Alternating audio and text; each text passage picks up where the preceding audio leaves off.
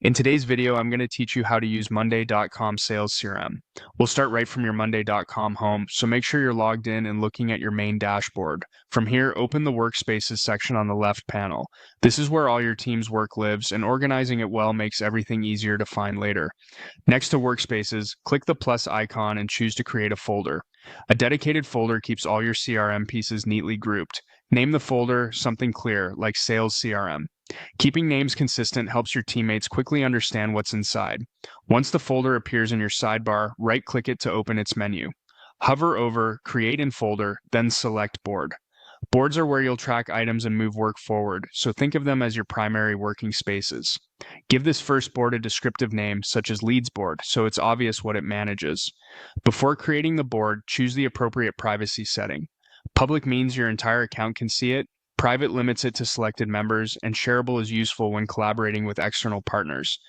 Pick the level that fits your workflow and data sensitivity. You'll also be asked what you're managing in this board. Select Leads for now. This helps Monday.com tailor the structure to your use case, then click Create Board to generate it. Inside your new leads board, you can immediately add a new lead using the Add New or New Item button at the top of your group. Type in the lead name and press Enter to create the item.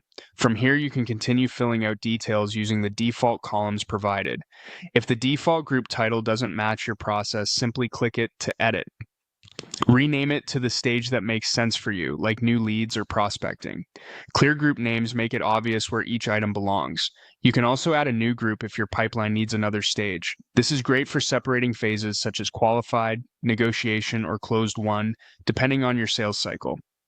To round out your CRM, repeat the same creation process in the Sales CRM folder and make a second board called Contacts Board.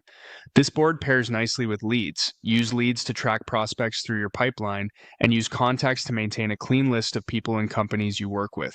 And that's it. You now have a structured Sales CRM space with a Leads board ready for data and a Contacts board to keep your records organized, all neatly contained in one folder for your team.